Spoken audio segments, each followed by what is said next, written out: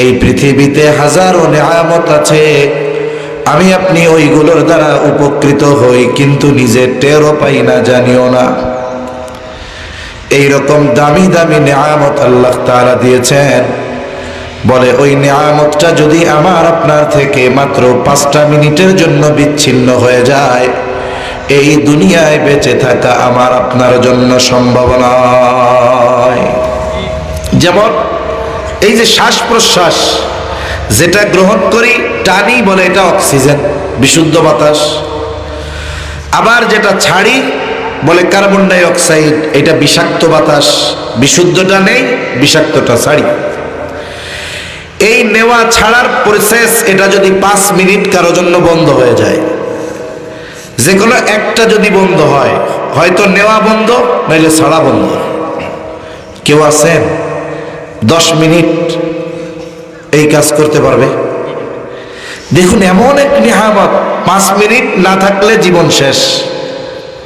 অথচ এটা নিয়ে আমরা কোনো টেনশন করি না। কেন করি না? বলে এই নিয়ামত এত বেশি, এত সহজে আল্লাহ দিয়েছেন যে এটা নিয়ে আমরা চিন্তাই করি না। ঠিক কিনা বলেন? অথচ দুনিয়ার অন্য কত চিন্তা আমাদের। এটা দামি এক নিয়ামত আল্লাহ দিচ্ছেন সহজে। যদি একটু টাইট করে দিত তাহলে কি হইতো?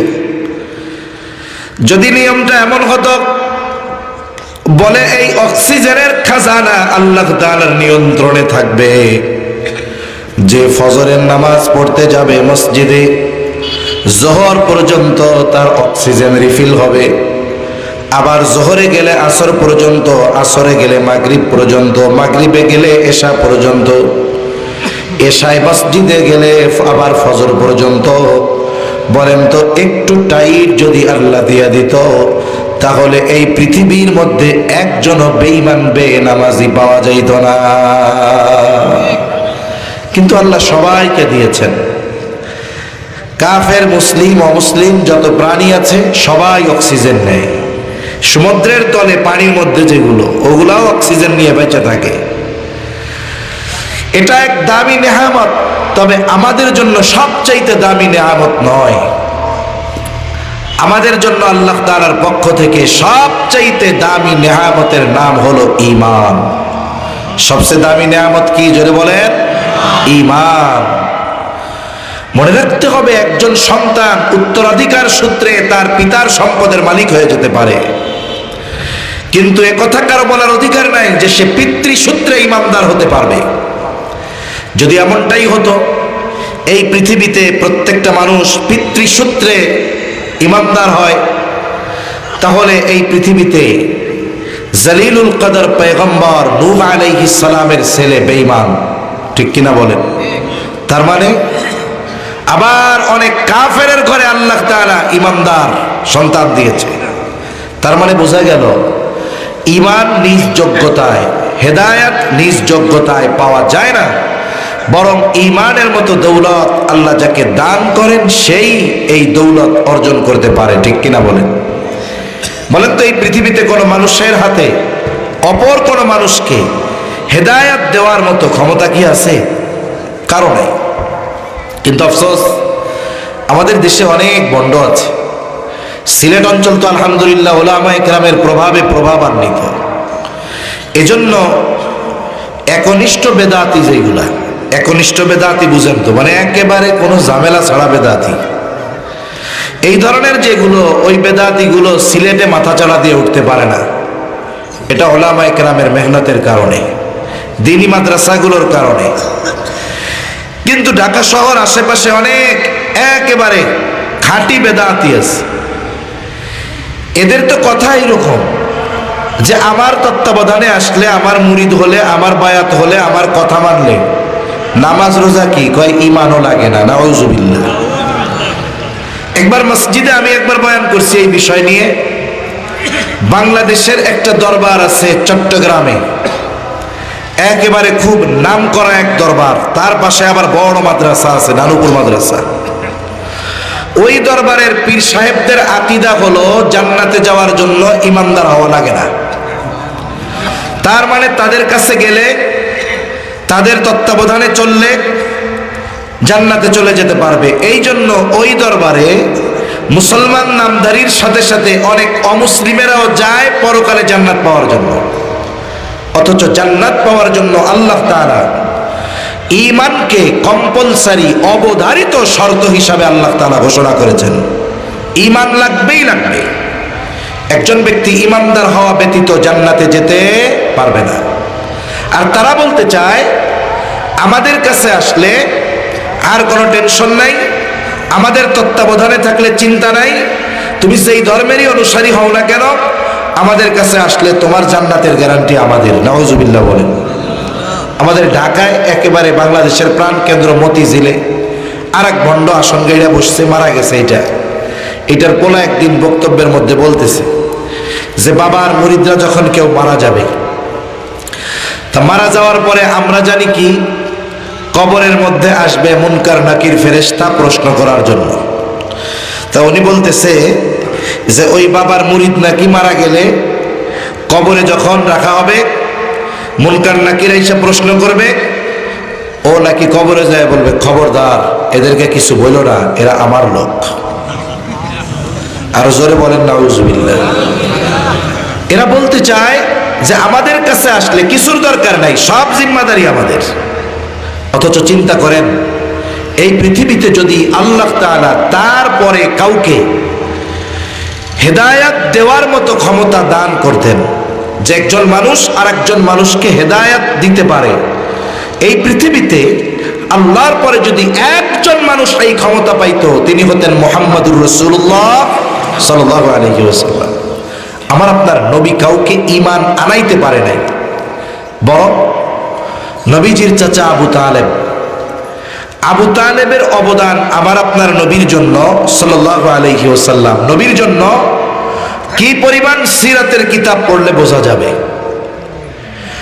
যখন গোটা মক্কার মানুষ আমার আপনার নবীর বিরুদ্ধে সবার সামনে নবীজির জন্য ঢাল হয়ে দাঁড়ায় গেছে আবু তালেব, এই আবু তালেব যখন জীবনের একেবারে অন্তিম মুহূর্তে, নবীজি তো জানেন যতই আমার চাচা হোক, আমি চাচাকে যত ভালোবাসি না কেন, চাচাও আমাকে যত ভালোবাসুক না কেন, যদি ঈমানবিহীন ইন্তেকাল করে মারা যায়, আমাকে ভালোবাসার কারণে, আমি ভালোবাসার কারণে আমার চাচার জন্য জান্নাত নসিব হবে না। ঈমান লাগবে। তা আবু তালেব নবীকে ভালোবাসতেন, নবীজিও আবু তালেবকে ভালোবাসতেন। এই ভালোবাসার কারণে আল্লাহ তাআলা আবু তালেবকে শাস্তি কম দিবে। বলে কম শাস্তি কি হবে? আবু তালেবকে আগুনের জুতা পরানো হবে। বলে এই জুতার উত্তপ্ততা, তপ্ততা কত বেশি? বলে এই জুতার তাপে তার মাথার মগজগুলো ভাত যখন ফুটে টকবক করতে থাকে, ওই রকম টকবক করতে থাকবে। এটা হলো কম শাস্তি তার জন্য। এই আবু তালেব যখন জীবনের অন্তিম মুহূর্তে একেবারে শেষ সময়, বোঝা যাচ্ছে আর হয়তো দুনিয়ায় টিকবে না, আমার আপনার নবী আবু তালেবের মাথার কাছে গিয়ে বসে বলে, চাচা আপনি শুধু বলেন লা ইলাহা ইল্লাল্লাহ, আপনার আর কিছু বলা লাগবে না, বাকি বিষয়ের জন্য আমি আল্লাহ তাআলার কাছে আপনার জন্য সুপারিশ করব। সিরাতের কিতাবের মধ্যে লেখা হয় আবু তালেবের অবস্থা এরকম মনে হচ্ছিল, মনে হয় বলেই ফেলবে লা ইলাহা ইল্লাল্লাহ। আবার তার মৃত্যুর সময় আবু জেহেল উতবা সাহেবাও তার বাড়িতে হাজির। নবীজি যখন আবু তালেবকে এই কথা বলতেছে, আবু জেহেল উতবা সাহেবা গিয়ে বলে, আবু তালেব খবরদার খবরদার, এমন কাজ করেন না। সমাজের মানুষ, গোত্রের মানুষ আপনাকে সম্মান করে, শ্রদ্ধা করে, আপনি যদি জীবনের এই অন্তিম সময় বাপ দাদার দিন, বাপ দাদার ধর্ম ত্যাগ করে মুহাম্মাদের ধর্ম গ্রহণ করেন, আপনাকে মানুষ কাপুরুষ বলবে, আপনার ব্যাপারে মানুষের অন্তরে ঘৃণা সৃষ্টি হয়ে যাবে। আপনি বাদ দেন, কিছু বলিয়েন না। আবু তালেবের নসিব বড় খারাপ, আবু তালেবের জীবনের শেষ কথা লা ইলাহা ইল্লাল্লাহ হলো না। আবু তালেব ঈমানহীন দুনিয়া থেকে মারা গেল। আমার আপনার নবীর অন্তর বড় মায়া, বড় চিন্তিত, বড় আহারে। যেই চাচা আমার জন্য এত ত্যাগ হতে অবদান, সেই চাচার নসিব ঈমান নসিব হলো না, হেদায়াত নসিব হলো না। আর আল্লাহ তাআলা আমার আপনার নবীজিকে জানায় দেন, ইন্নাকা লা তাহদি মান আহবাবতা ওয়ালাকিন্নাল্লাহা ইয়াহদি মান ইয়াশা। আল্লাহ রাব্বুল আলামিন বলেন, হাবিব আপনি যাকে মহব্বত করেন, ভালোবাসেন, আপনি ভালোবাসলেই চাইলে তাকে হেদায়েত দিতে পারবেন না। ওয়ালাকিন্নাল্লাহা ইয়াহদি মান ইয়াশা, আল্লাহ তাআলা বলেন বরং আল্লাহ তাআলা যাকে চান তাকে হেদায়েত দেন। এই জন্য এই হেদায়েতের এই ঈমান, এই হেদায়েত, এটা আমি আপনি সম্পদের জোরে, টাকার জোরে, যোগ্যতার জোরে, ওয়ারিশ সূত্রে পাই নাই, বরং আমাকে আপনাকে এই হেদায়েত ঈমানের মতো দৌলত যিনি দান করেছেন তিনি কে? এই জন্য প্রতিনিয়ত আল্লাহর শুকরিয়া আদায় করা দরকার, দোয়া করা দরকার, আল্লাহ এই দামি নেয়ামতের কদর করার তৌফিক দান করেন।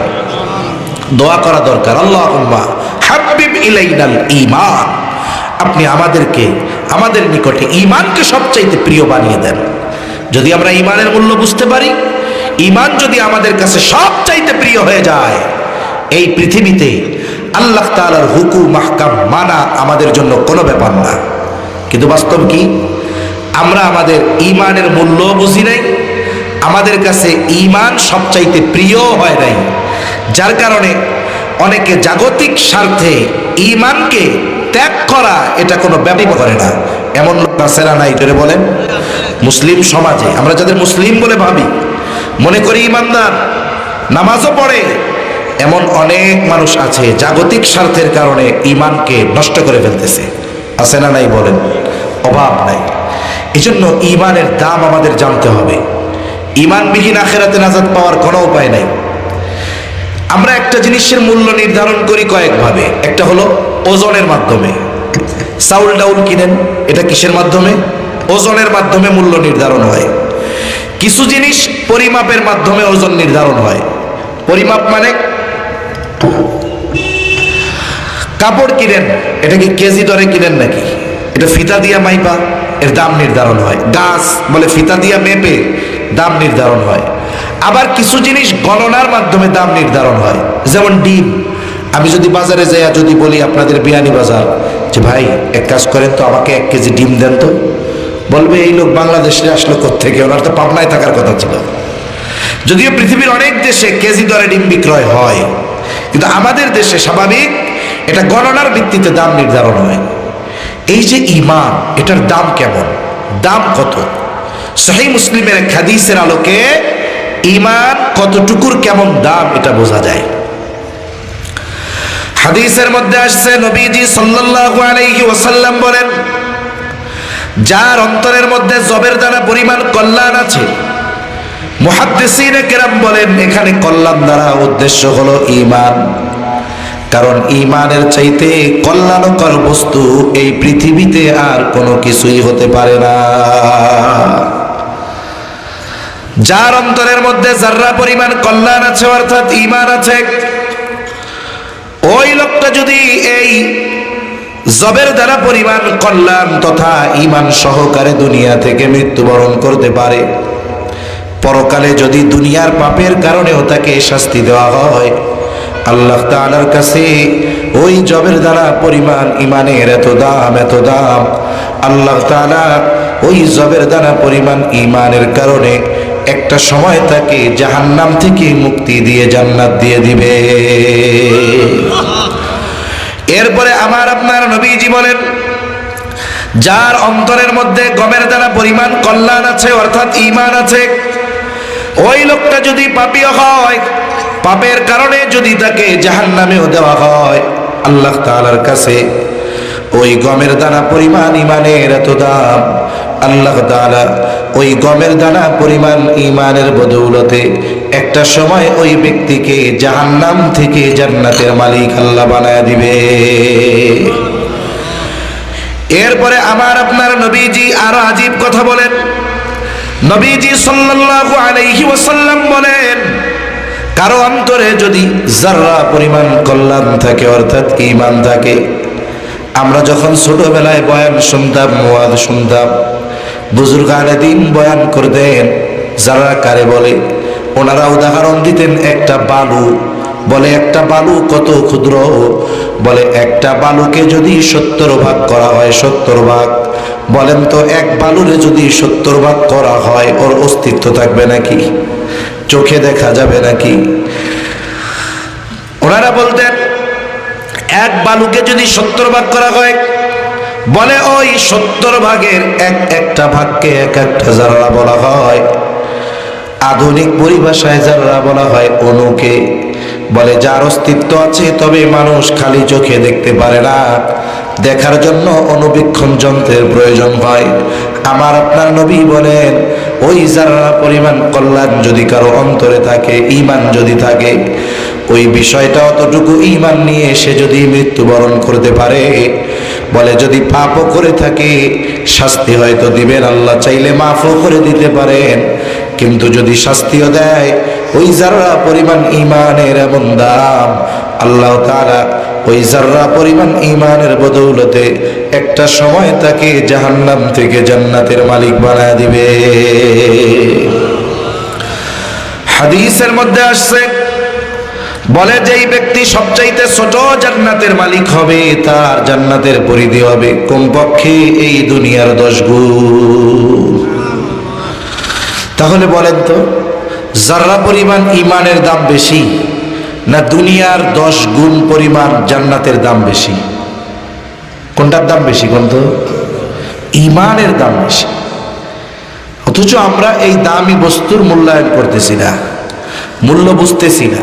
আমাদের অবস্থা কেমন জানেন? ওই অবুঝ শিশুর মতো। কোন অবুঝ শিশু? বলে আপনি যদি একটা 1 বছর 1.5 বছরের বাচ্চারে রঙিন কাগজে মোড়ানো একটা 5 টাকার চকলেট দেন, আর এক হাতে যদি ওই পরিমাণ একটা স্বর্ণের টুকরা দেন, বলেন তো ওর কাছে প্রিয় কোনটা? জোরে বলেন কোনটা? ও স্বর্ণ এক সাবান দিয়ে কেবে দিব বলা, আর চকলেট কামড় দিয়ে কেবে মজা মজা। আমাদের অবস্থা কি হয়েছে জানেন? ওদের মতো। এই দুনিয়াকে যদি মনে করি ওই 1 টাকার চকলেট আর ওই 10 লক্ষ টাকার স্বর্ণ, এর সাথেও তো জান্নাতের উপমা চলে না। বোঝানোর জন্য বলতেছি আর কি, যে আমাদের উপমাটাও এরকম। আমরা ওই শিশু অবুঝ বাচ্চার মতো ওই 1 টাকার চকলেটের দাম দিচ্ছি, কিন্তু 10 লাখ টাকার স্বর্ণ আমার আপনার কাছে কোনো দাম নেই। আমি আপনি এই দুনিয়াকে দাম দিচ্ছি, দুনিয়া পাইতে গিয়ে ঈমান যদি ত্যাগ করতে হয় করতেছে একদল মানুষ। অথচ যেই ঈমানের কারণে আখিরাতে অফুরন্ত নেয়ামত তার জন্য আল্লাহ রেখে দিয়েছেন, এই ঈমানের মূল্য না বোঝার কারণে সে ঈমানকে বিনষ্ট করে দিচ্ছে, স্বল্প মূল্যে ঈমানকে বিক্রয় করে দিচ্ছে। এজন্য আমাদের ঈমানের কদর করার দরকার আছে না নাই? জোরে বলেন। ঈমানের মূল্যায়ন সর্বোচ্চ করতে হবে। আমার জীবনের প্রতিজ্ঞা এরকম হবে যে আমার গোটা পৃথিবী একদিকে আর আমার ঈমান একদিকে। সাহাবায়ে কেরাম তো ঈমানের দাম সর্বোচ্চ বুঝতে পেরেছেন নবী আলাইহিস সালামদের পরে। এজন্য গোটা পৃথিবীও তাদের সামনে পেশ করে ঈমান থেকে এক চুল পরিমাণও তাদেরকে নড়ানো যায় নাই। আব্দুল্লাহ ইবনে হুযাফা রাদিয়াল্লাহু তাআলা আনহু যখন রোমানদের সাথে সরাসরি ওমর রাদিয়াল্লাহু তাআলা আনহুর সময় যুদ্ধ সংগঠিত হয়, রোম সম্রাটের তার সেনাপতির প্রতি নির্দেশ ছিল, শোনো, আমি শুনেছি মুসলমানদের ঈমান নাকি খুব মজবুত, আমার একদল মুসলমান সৈন্য দরকার যাদের ঈমানের পরীক্ষা আমি নিব। ঘটনাক্রমে মুসলমানদের একটা কাফেলা কাফেরদের হাতে বন্দী হয়ে গেল। ওই যে বাদশার আদেশ, তাদেরকে পাঠায়া দেওয়া হলো রাজধানীতে যাও। আটককৃত মুসলমানদেরকে আটক করে নিয়ে যাওয়া হলো, জেলখানায় ভরা হলো। বাদশার কাছে খবর দেওয়া হলো, বাদশা নামদার, একদল ইমানদার মুসলমান আটক করা হয়েছে, আপনি আদেশ দিলে হাজির করা হবে। বাদশাহ আদেশ দিলেন, পরের দিন সকালবেলায় হাজির করা হলো। এইবার বাদশাহ তাদের দিকে তাকায় দেখে যে এই মানুষগুলো যুদ্ধের ময়দানে আসছে তা মনেই হয় না, কারণ কারো জামা ছেঁড়া, কারো পায়ে জুতা নেই, কারো বুকে শিরস্ত্রাণ নাই, কারো মাথায় শিরস্ত্রাণ নাই, অনেকের গায়ের মধ্যে লৌহ বর্ম নাই, যুদ্ধের কোনো আলামত পাওয়া যায় না। এদের সাথে নাকি পৃথিবীর পরাশক্তিগুলো পরাজিত হতে বাধ্য হয়। বাদশাহ এবার ওই কাফেলার সকলকে উদ্দেশ্য করে জিজ্ঞাসা করে, তোমাদের এই কাফেলার আমির কে? যুবক একজন দাঁড়িয়ে বলে, আমি হলাম এই কাফেলার আমির। একজন তরুণ যুবক বলে, তোমার নাম কি? বলে, আমার নাম হলো আব্দুল্লাহ ইবনে হুযাফা। বাদশাহ চিন্তা করছে, যুবক মানুষ, মনের মধ্যে অনেক রং তামাশা আছে। এই যে দেখেন আমাদের যারা যুবক আছে, অধিকাংশ যুবক মনে করে যৌবন কাল হইল হাসি তামাশা আর মজা মারার টাইম, আর বুড়াকালে দাড়ি পাকলে দাঁত পড়লে ইবাদত করার টাইম। ঠিক কিনা বলেন? এজন্য যৌবনকাল কেউ ফুর্তি মজা করায় কাটায় দেয়। অনেক জায়গায় তো এমন আছে। আপনাদের অঞ্চলগুলা অনেক ভালো, সিলেট চট্টগ্রাম এই দুই বিভাগ মোটামুটি। আমাদের যুবক ভাইরা ছোটখাটো দিনই কাজের সাথে সম্পৃক্ত থাকে। এই যে একটা মাহফিল করে, অনেকে অনেক কথা বলে, অনেক জায়গায় বুঝে না তো। এই যে মনে করে একটা সংগঠন, এরা কি করে? একটা মাহফিল করে, ছোটখাটো সামাজিক কাজ করে। এর দ্বারা কি হয়? বলে এতটুকু ভালো কাজের সাথে যুবকরা সম্পৃক্ত থাকার কারণে মন্দ কাজের সাথে জুড়তে পারে না। ঠিক কিনা বলেন? এই জন্য অনেক সময় ছোট ছোট ভালো কাজ বড় বড় গুনাহ থেকে বাঁচার কারণ হয়। তা অনেক জায়গায় এমন হয়, আমার জানা শোনাও এরকম আছে, ছেলে অপরাধ করছে, এটা ক্ষমার অযোগ্য অপরাধ, ইফটিজিং করছে, বাপ নামাজি, মসজিদের সদস্য কমিটির এসে অভিযোগ দিয়েছে যে আপনার ছেলে অমকের মেয়েকে ডিস্টার্ব করে। বাপের জবাব কি জানেন? যৌবনকালে একটু করেই থাকে, পরে ঠিক হয়ে যাবে। হায় হায়, বলেন তো, যৌবনকাল কি গুনাহ করার জন্য, মজা করার জন্য? কিয়ামতের ময়দানে আল্লাহ যেই প্রশ্নগুলো জিজ্ঞাসা করবেন বান্দাকে, 5টি প্রশ্নের জবাব দেওয়া ছাড়া এক কদম নড়ার সুযোগ নাই। আলাদাভাবে আল্লাহ জিজ্ঞাসা করবে যৌবনকাল কিভাবে অতিবাহিত করেছে। এজন্য অনেকে মনে করে যৌবনকাল হলো একটু মজা টজা করার টাইম, এরপরে বুড়াকালে হইলো ভালো হয়ে যাওয়ার টাইম। একথা ভুল। অথচ ইসলাম যৌবনকালে ইবাদতের ব্যাপারে বারবার উৎসাহ প্রদান করেছে। ঠিক কিনা বলেন? বরং ইসলাম কি বলে? যৌবনকালে সুস্থ অবস্থায় যদি কেউ কোনো আমল ধারাবাহিকভাবে করে, নফল আমল, এখন বুড়াকালে করতে পারে না, হায় হায়, বলে বুড়াকালে করতে পারতেছে না, এটা তার অক্ষমতা, কিন্তু সুস্থতাকালীন সময় যৌবনকালে তো ওই নফল আমল ছাড়ে নাই, বলে বুড়াকালে করা লাগবে না, বিছানায় শুইয়া শুইয়া ওই নফল ইবাদতের সওয়াব সে পাইতে থাকবে। সুবহানাল্লাহ বলে। যেমন সরকারি চাকরি কেমন? কয় যে ব্যক্তি ঠিকঠাক মতো করে, এরপরে যখন চাকরি থেকে অবসর নেয়, আগে চাকরি কইরা মাসে বেতন পাইতো, এখন বাড়ি শুইয়া শুইয়া বেতন পায়। ঠিক কিনা বলেন? যৌবনকালটা হলো ইনভেস্টের টাইম। যারা ইবাদত এই সময় করবে, ভালো কাজ এই সময় করবে, বুড়াকালে ওই যে পেনশন পাইতে থাকবে। জোয়ানকালে কইরা সওয়াব পাইতো, বুড়াকালে অসুস্থ বিছানায় শুইয়া শুইয়া সওয়াব পাবে। সুবহানাল্লাহ। এখন যুবক তরুণ চিন্তা করছে, এই যুবকরে তো দুনিয়ার সম্পদ, নারীর লোভ দিলেই ওর ঈমান ফুটটুস হয়ে যাবে।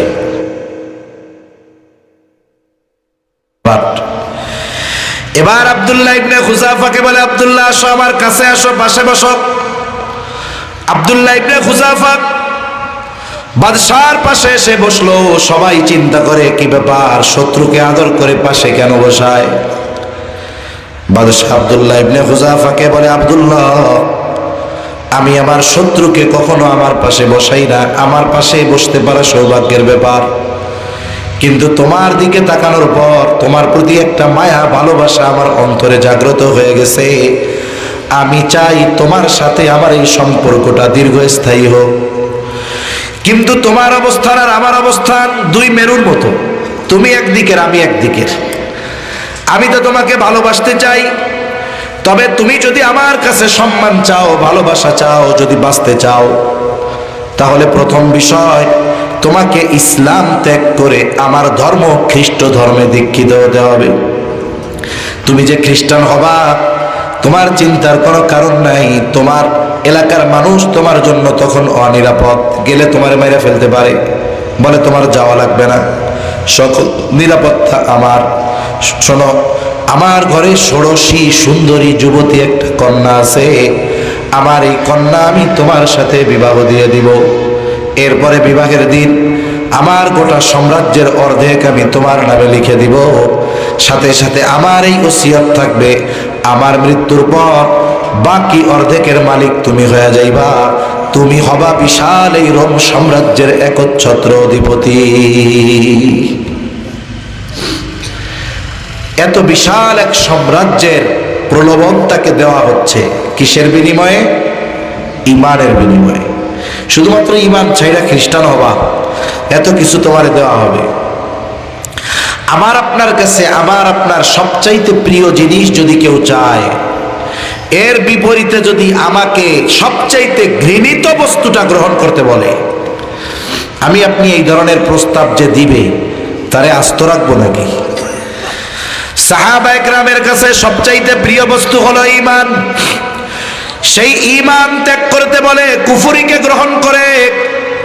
আব্দুল্লাহ ইবনে হুযাফা বাদশার কথা শুনতেছে আর রাগান্বিত হচ্ছে, এত রাগ, বলে লোমকূপ দিয়ে রাগে ঘাম বের হচ্ছে।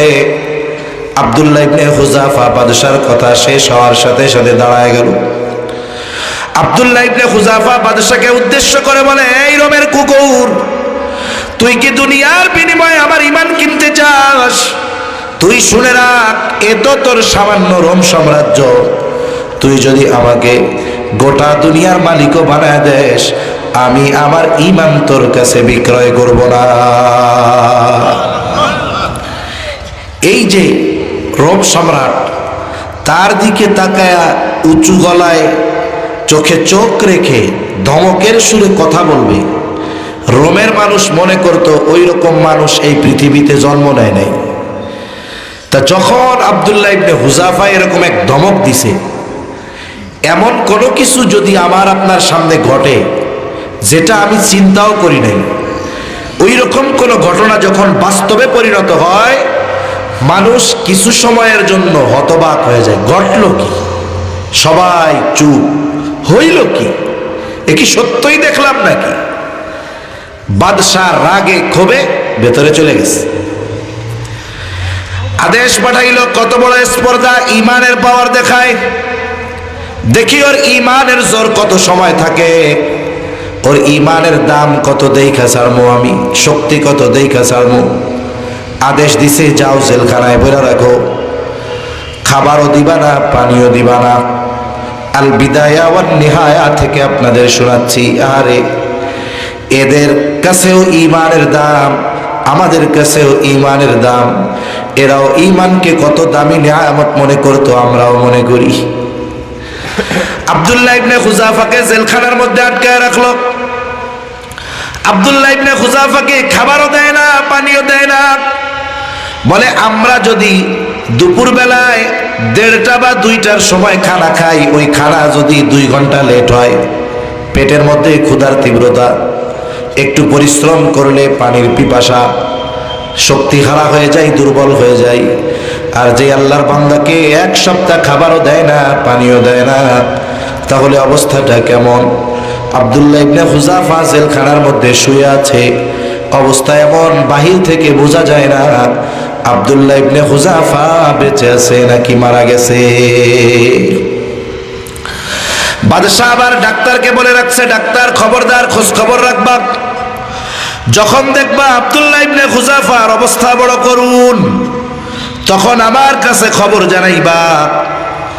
ডাক্তার এবার জেল খুলে ভিতরে ঢুইকা দেখে আব্দুল্লাহ ইবনে হুযাফার অবস্থা বড় খারাপ।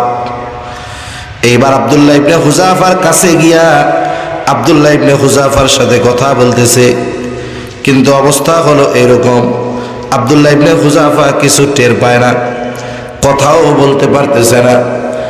ডাক্তার অবস্থা পর্যবেক্ষণ করে বলতেছে, যে কোনো মুহূর্তে আব্দুল্লাহ ইবনে হুযাফার মৃত্যু হয়ে যেতে পারে। এইবার চলে গেছে দৌড় দিয়া বাদশার কাছে, গিয়ে বলে, বাদশাহ নামদার, আব্দুল্লাহ ইবনে হুযাফার অবস্থা বড় খারাপ, এখন যদি তাকে খানা পানি না দেওয়া হয়, বলে যে কোনো মুহূর্তে সে মারা যেতে পারে। বাদশাহ বলে যাও তার জন্য খাবারও নিয়ে যাও, পানিও নিয়ে যাও। বাদশাহ তো খ্রিস্ট ধর্মে দীক্ষিত ছিলেন, তিনি অনেক কিছু বুঝেন। বললেন খাবার নিবা শুকরের গোস্ত, পানি নেবা মদ মেশানো পানি। তার মানে কি দেখেন, খানা না খাওয়াইয়া খাওয়াইয়া বানাইছে শারীরিক দুর্বল, আর হারাম খাওয়াইয়া বানাবে রুহানি দুর্বল। এজন্য বুজুর্গানে দিন বলেন যে হারাম খাবারে অনেক ক্ষেত্রে মানুষের দৈহিক শক্তি হতে পারে, কিন্তু ইমানি শক্তি লোপ পায়, রুহানিয়াত চলে যায়। এজন্য কারেন্ট চলে গেল, শোনা যায়। এজন্য এরা কোথায়,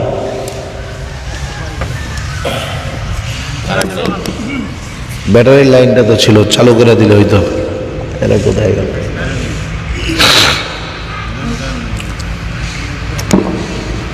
আব্দুল্লাহ ইবনে হুযাফা, এখন যদি ওকে হারাম খাওয়ানো যায় তাহলে তার রুহানি ইমানি দুর্বলতা আসবে।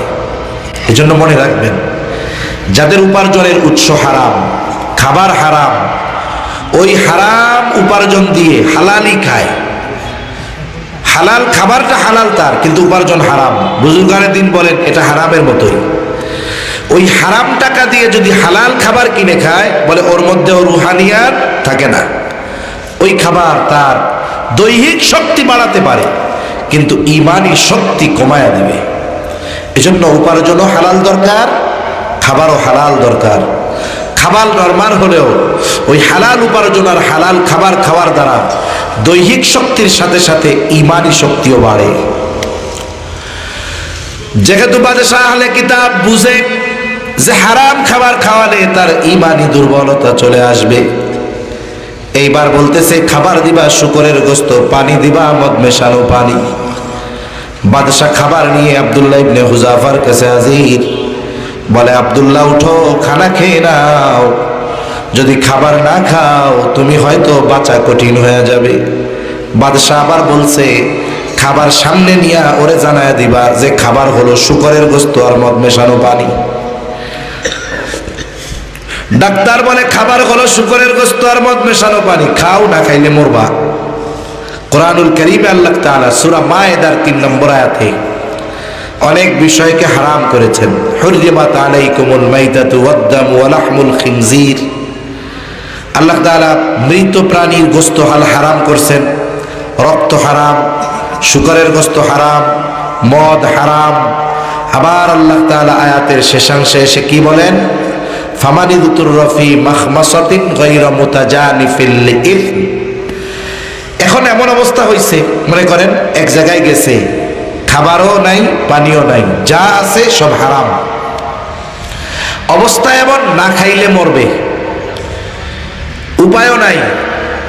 এই মুহূর্তে জীবন বাঁচানোর তাগিদে সে যদি জীবন বাঁচানোর জন্য যতটুকু দরকার অতটুকু যদি সে গ্রহণ করে, এতে তার কোনো পাপ নাই।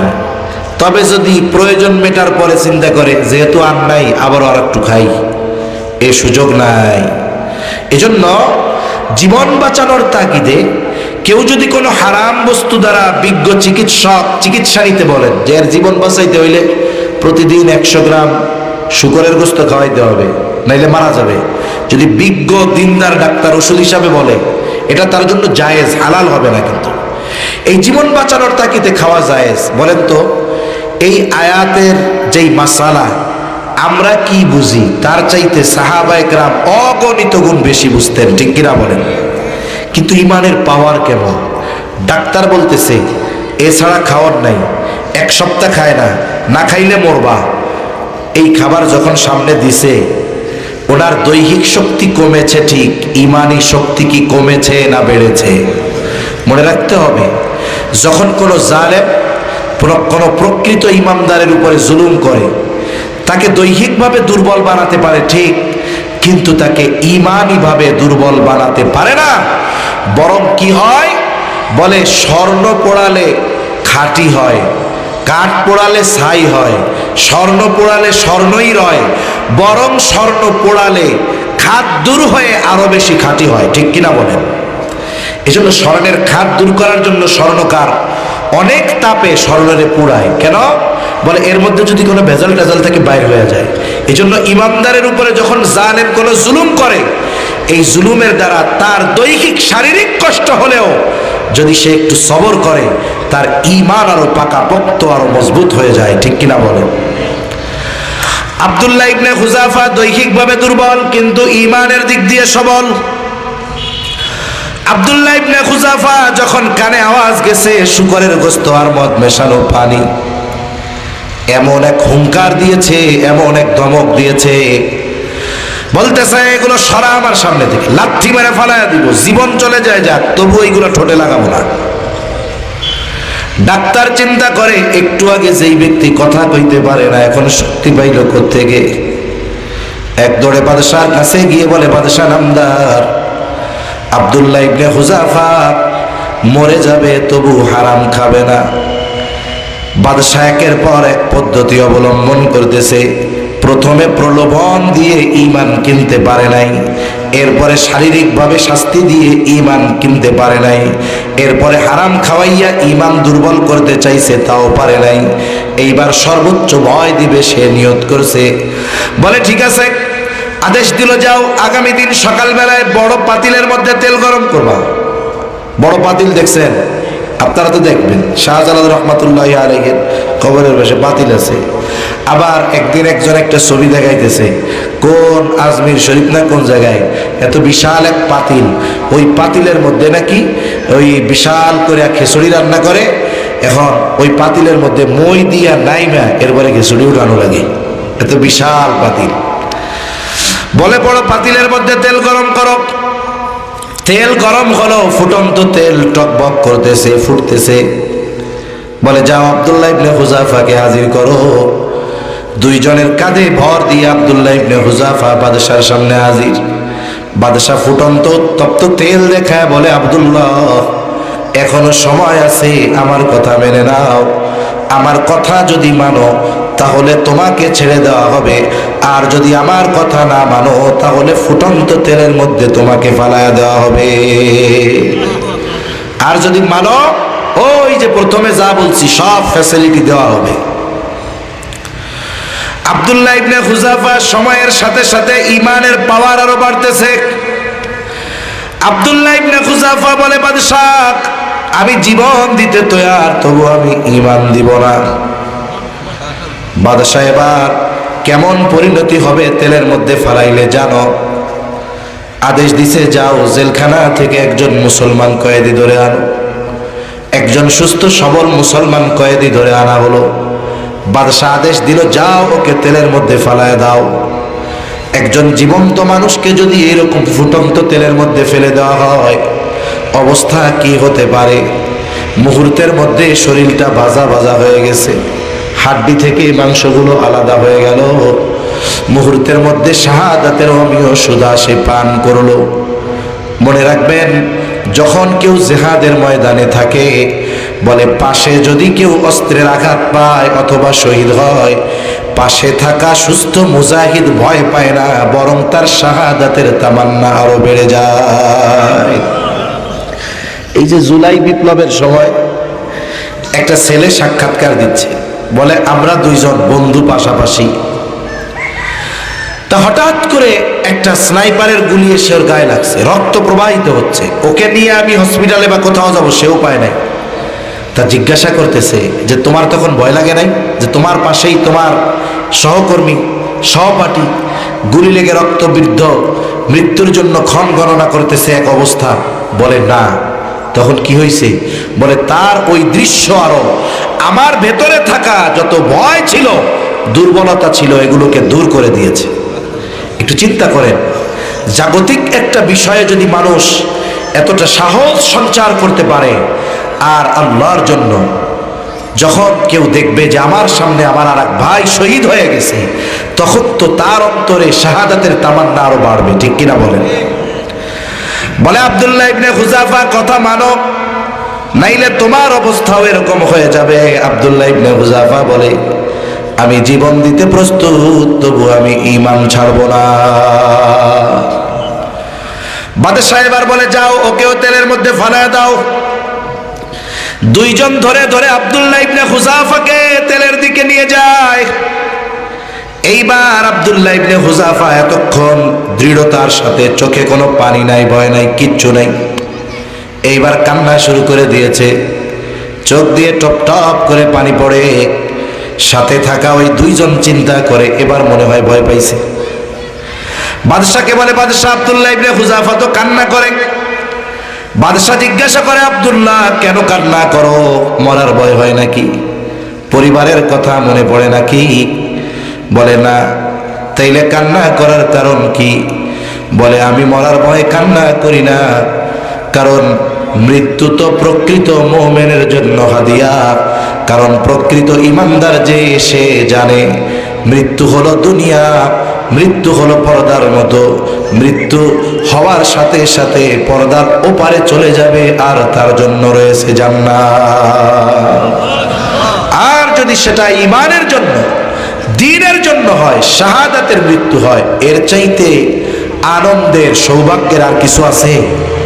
মনে করেন হাদিসের মধ্যে আসছে, যারা আল্লাহর জন্য শহীদ হলো, দ্বীনের জন্য, আল্লাহ সুবহানাহু ওয়া তাআলা এদের রূহ জান্নাতের সবুজ পাখির মধ্যে ঢুকায় দেয়। ওরা জান্নাতের নেয়ামত ভোগ করতে থাকে, আরামায়েশ করতে থাকে।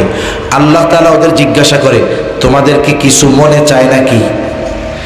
বলে না, আল্লাহ কিছুই মনে চায় না, শুধু একটা জিনিস মন চায়। কি মন চায়?